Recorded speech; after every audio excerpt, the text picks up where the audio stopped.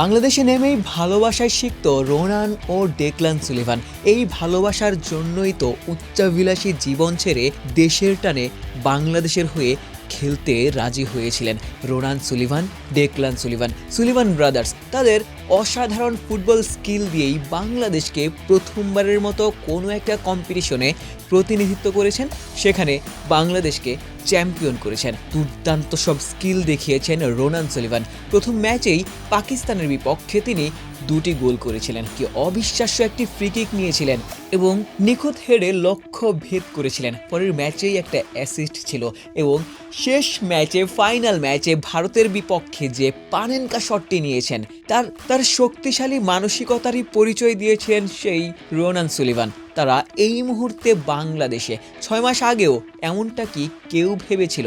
Ronan এবং ডেকলানের জন্য তাদের বড় ভাইরা আমেরিকায় বসে প্রাউড ফিল করেন, তারা বাংলাদেশের জন্য চিয়ার করেন। এই মুহূর্তে রোনান সুলিভান এবং ডেকলান সুলিভান সহ গোটা চ্যাম্পিয়ন দলটা ছাদ খোলা বাসে। যখনই বাংলাদেশ দল বিমানবন্দর থেকে বের হয়েছিল, এত আগ্রহ, এত ভালোবাসা পেয়ে বাংলাদেশ দলের ফুটবলাররা দারুণভাবে উচ্ছ্বসিত হয়েছিল। রোনান কিংবা ডেকলানরা তো তাদের মুঠোফোনেই সেই ছবিগুলো ধারণ করে রাখতে চেয়েছিলেন। তাদের জন্য এই মুহূর্তগুলো কিন্তু অনেক বেশি স্পেশাল। তাদের ছবি ধারণ করা কিংবা হাসি মুখে সব কিছু উপভোগ করাই বলে দিচ্ছিল এই দিনটির অপেক্ষাতেই হয়তোবা তারা ছিলেন। বাংলাদেশের হয়ে প্রতিনিধিত্ব করেছেন। লাল সবুজের সেই জার্সি কিংবা সাদা জার্সিতেও বাংলাদেশ দল যখন মাঠে নেমেছে, তখন কিন্তু বুকে সেই লাল সবুজের পতাকাকেই তারা চুম্বন করেছেন। তারা সেই পতাকার জন্যই খেলেছেন। রোনান কিংবা ডেকলানরা এই মুহূর্তে বাংলাদেশের হয়ে খেলছেন।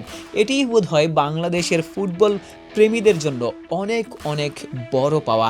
সামনের দিনগুলোতে রোনান যেভাবে আসলে ফুটবলটা খেলছেন, এই অনূর্ধ্ব 20 লেভেল থেকে হয়তোবা কোনো একটা দিন বাংলাদেশ জাতীয় দলের হয়েও খেলবেন।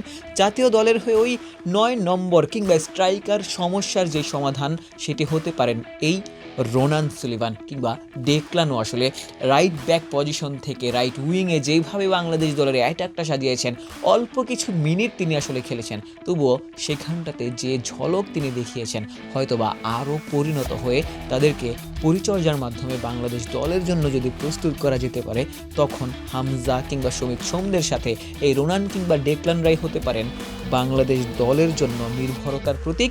ফিনিশিং পজিশনটাতে রোনান হতে পারেন সকল সমস্যার সমাধান, কিংবা ডেকলানও হতে পারেন ডিফেন্স এবং অফেন্স মিলিয়ে বাংলাদেশের সব থেকে ভার্সেটাইল একজন রাইট ব্যাক।